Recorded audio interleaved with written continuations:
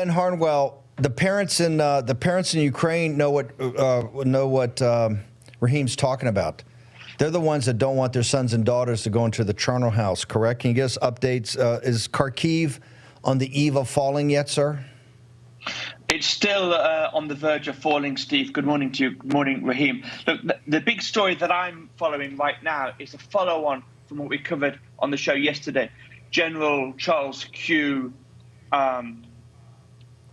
General Brown, Charlie Brown, in fact, the chairman of the Joint Chief of Staff, said in an interview on an aeroplane to Brussels, to the NATO headquarters yesterday, contradicting the official Biden administration line, said that we'll get there eventually, which is, say, NATO presence, American presence in Ukraine. This was with regards to the formal This is the combat. This is the troops. Yes, 150,000 right, quote-unquote trainers. Yep.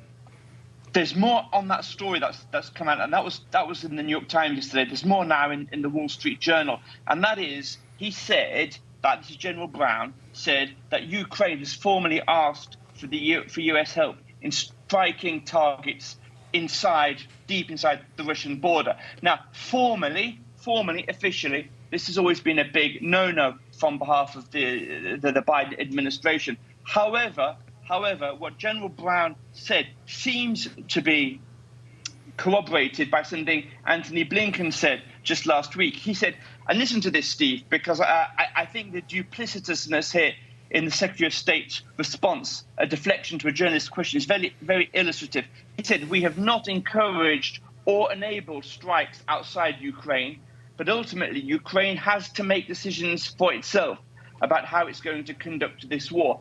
That is a flat-out lie. The official U.S. position here, the Biden administration position, is Ukraine cannot use the armaments that the U.S. is providing to Ukraine to strike inside Russian territory. This position here that Ukraine has to decide for itself can only be an invitation, basically, on behalf of Ukraine to drag the United States into war. Ben Harnwell, your thoughts. You've covered this. You and Raheem have been dead right on everything about this since the month before the war when you guys called the shots. Your current assessment, sir, since we had an assassin. They're trying to do the guns of August this week with the assassination attempt. Well, listening to Raheem talking about Ukraine as being the first African nation in 10 to 15 years' time in mainland Europe is an interesting proposition. However, my direct experience of the Africans who are coming into this continent illegally, not legal workers, but illegally, is that they're not coming here to work, and they're certainly not coming to rebuild Ukraine. They're coming here to live at existing indigenous taxpayers' expense. You know, I thought I was being spicy. And obviously to vote left wing in whichever nation state that they're coming in. So it's a twofold purpose. So I don't, unless they're actually going to be physically put in cages and taken against their will to Ukraine with whips cracking over the head, told to work and to construct, they ain't going to Ukraine. I mean, but it's an interesting proposition. It's an interesting, Raheem. It's an edgy solution to a Europe-wide problem. But his point, we're going to go to break on what you guys think, but the point is the parents in Ukraine, what's obvious right now in all of this is that the manpower to fight the war in Ukraine from the Ukrainians, and hey, these people have been brave, they've been courageous, but the parents are making a rational choice here. And they're saying, yes, there's not going to be anything left to build over, and I'm not going to throw my son and daughter into the charnel house here, right? I'm not going to this is why, for people making $900 a month, they're paying $5,000 and $10,000 to get their kids out, to get their kids to Ireland, to get their kids to Holland. And you're seeing a big blowback there now in those countries, right? In some of them, the frontline nations. But the point is, this is all driven by the fact that the people that have the most at stake understand the corruption and understand the con, and that's why they're voting right now to do it. Just hold on, guys. Ben Harnwell, Larry Schweikert saying the nations of Europe are waking up. You got a big pushback on the migration. You and Raheem are arguing about what's going to happen in Ukraine eventually. I'm worried about what's going to happen in Ukraine because I'm telling you, folks, this is Vietnam all over again. This is Iraq all over again. This is Afghanistan all over again, and Raheem's nailed it. The massive weapons manufacturers have basically owned the traditional Republican Party lock, stock, and barrel, and they are driving us into this. Raheem said they need another playing field for another 20 years, another $7 trillion like in Iraq. Harnwell, you're at the forefront of this. Your thoughts before we let you bounce on a Saturday.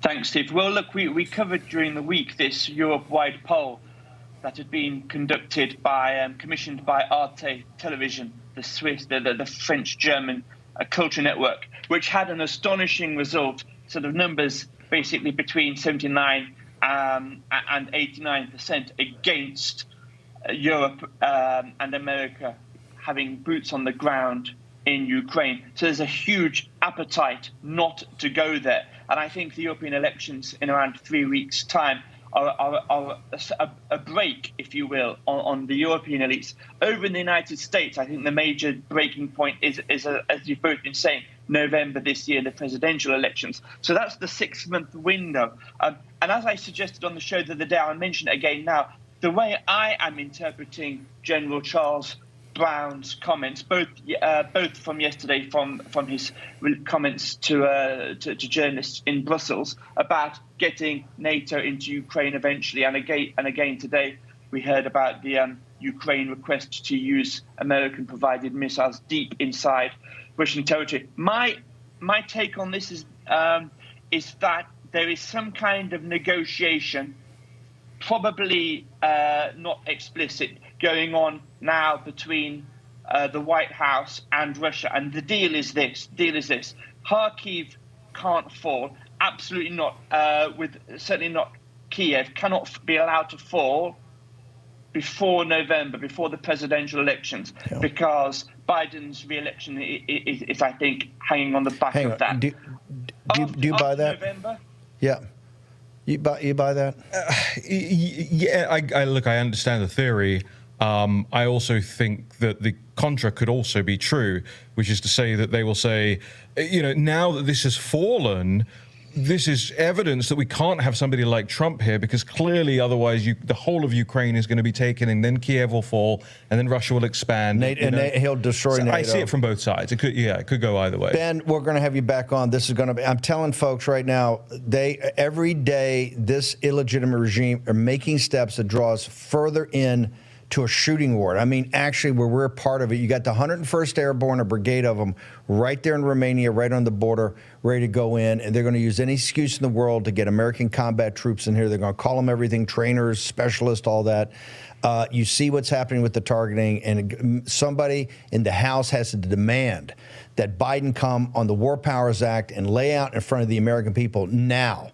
Not wait till the run up to the election after Labor Day, but now to walk through exactly what his plan is for Ukraine. Ben Harnwell, where do people get you, sir? Thanks so much, Steve. On Getter, simply tap in my surname, Harnwell, and I'll be updating my feed throughout the weekend. Thanks, Steve. God bless. Bye. Thank you so much, Ben Harnwell.